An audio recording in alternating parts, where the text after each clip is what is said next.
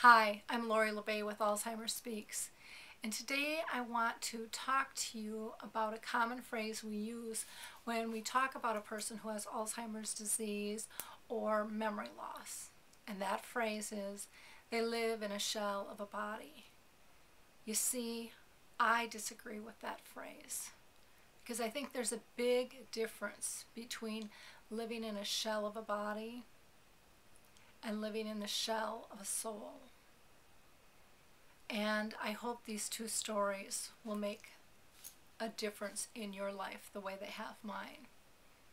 Both are true and both happened to me. The first is a story about a visit that I got from my uncle.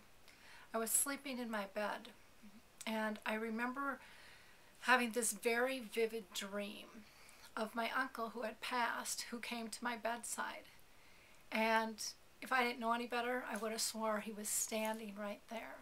And my Uncle Chuck said to me, as he stood by the side of my bed with his arms wide open and this beautiful smile and his eyes just glistening, he said, "Tell Kay it's time. Tell her I'm here. Tell her I'm here to take her. Please go tell her it's time." And I remember waking up thinking, where did Uncle Chuck go? Because I really wanted to talk to him. I had missed him and it was so vivid. I really thought he was standing by my bedside. And then I laid in my bed for a few minutes thinking, oh my gosh, my uncle's been gone a long time. Now what do I do? Now what do I do with this message? And for me, there was only one thing to do. It was to get my butt out of bed, take a shower, and get down to the hospital to visit my Auntie Kay, who was dying of cancer and who was in a coma. And I knew that I had to give her this message. And so I got to the hospital, and I'll never forget, as I was walking in the door, the nurse pulled me aside and said, "Honey, you need to know one thing before you go in there. You need to understand that she's in a coma, and she's not going to talk to you, and she's not going to squeeze your hand, and she's not going to open up her eyes. But you go in there, honey," she said, "and you tell her whatever it is you need to tell her, because she can hear everything you're saying." So I remember going up to the bed where my aunt was laying, and I was very nervous. And I grabbed her hand and I told her that I loved her. And I said, "Auntie Kay, I'm here to visit." And I talked about everything and nothing for about 45 minutes. Because you see, my Auntie Kay was really Catholic. And I didn't think she was going to understand nor appreciate what I was about to tell her. But when I ran out of things to say, I squeezed her hand one more time and I told her that I loved her. And I said, "Auntie Kay, I have to tell you why I'm really here. I'm here because Uncle Chuck came to me this morning and he stood by my bedside with his arms wide open and this big brilliant smile and his eyes glistening. And he said to tell you he's here and it's time and he will take you home." And as I spoke those words, my aunt squeezed my hand. A smile appeared on her face, and her eyes popped open, and she looked up at the ceiling with this content, brilliant smile.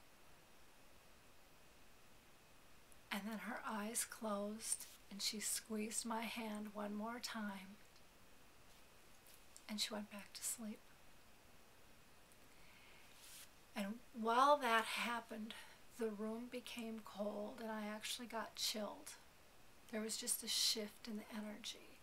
And I know she was looking up at Uncle Chuck. I mean, the brilliance of the smile, the sparkle in her eyes, she came alive for just a couple of seconds. And I know she connected with Uncle Chuck. And I sat there and I waited and I prayed and I just took everything in for about 20 or 30 minutes. Then I thought, it's time for me to go home.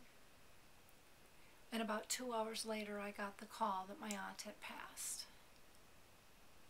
And I remember crying, but they were tears of joy because I felt so privileged to have been a part of what I perceived of helping her pass, because my uncle chose me to come to for whatever reason. I also remember how uncomfortable it was for me to share that information with her, how uncomfortable it was for me to act on that information, because I didn't know what people would say. I didn't know how she would act. I didn't know what would happen. But one of the things I remember the most was the kindness of the nurse who prepared me for what I was walking into, because she helped give me the courage to speak the words that I needed to say, to tell her that I love her, to update her on all the family history, and to tell the story about how Uncle Chuck visited me and what my role was to be. And personally, I really think we need to educate people more regarding Alzheimer's disease, because people make the same mistake as they do with someone who's a coma victim, that they are trapped in the shell of a body. And yes, maybe they are trapped in some sense, because they can't communicate the way they used to, but they can take it all in, and they can still respond at chosen times. Now, the second story has to do with my mother. My mother has been on this journey of memory loss for over 30 years. She's now in her end stages. And this last Thanksgiving, we had a little episode with her where she's extremely healthy. But I got a call at midnight saying, "You better come. She's having tremors, and they're pretty significant. Do you want us to bring her to the hospital?" And I said, "No, we'll be right over." And when Danielle and I arrived at the nursing home, my mom was still having tremors, but they weren't quite as significant as what they had described earlier. And I still said, "No, we're not bringing her to the hospital. She's been on this journey for 30 years, and as a family, we've had long discussions about the do not resuscitate and what we were going to do when the time came, because we know with Alzheimer's disease, it's typically not the disease that will take somebody out." And so we sat with her for quite a while that night till the tremors dissipated and felt it was safe to go home. And the next morning I came with all the updated paperwork, with prepaid burials and all the kind of fun stuff that you plan for. Because you see, my mom's been in the nursing home 10 years. And we had talked that night that I should probably come back and make sure everything is in order. Update all of the paperwork that was done 10 years ago and make sure that it's clear. Because the staff loved my mom and they really wanted her to go to the hospital. They're not ready for her to leave. But we as a family have made this decision, which is kind of unusual.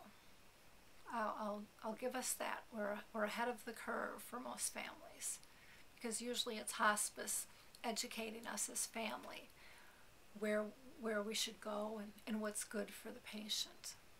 But it was still tough. And I remember my mom sleeping in her Jerry wheelchair, because she, on a good day, she says about 3 words. So she doesn't communicate much. She needs all of her daily needs met. And she's laying in her chair sleeping. And the nurse and I are sitting on her bed going through all the paperwork, talking about the do not resuscitate and going through all the specifics. And I remember handing her over a copy of all the prepaid burial information and all the other updated stuff she needed. And then the nurse left. And there before me laid my mom, sleeping in her chair. And I remember grabbing her hand with tears in my eyes, saying, "Mom,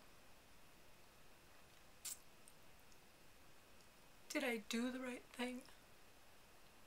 Mom, did I tell them what you wanted me to tell them?" Because even though I knew we had discussed it, it was still, as a daughter, really hard. And there my mom laid in her chair sleeping.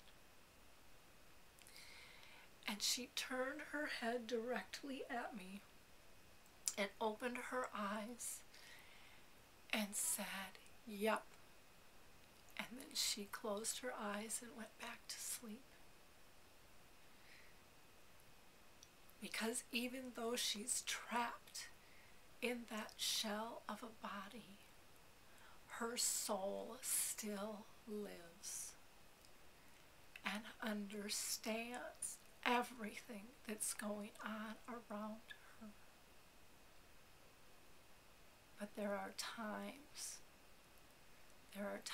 when they can pull it out because they know we need a response. So don't give up. Don't look at them like they are a shell of a body and something to cast away, because their soul thrives. Speak to their soul. Touch their soul. Communicate at a level you didn't know existed. Hospice is so wonderful with this. They teach us such miraculous things. Listen closely. Watch them. They lead by example. They are here to help us. And for that, I thank them so much.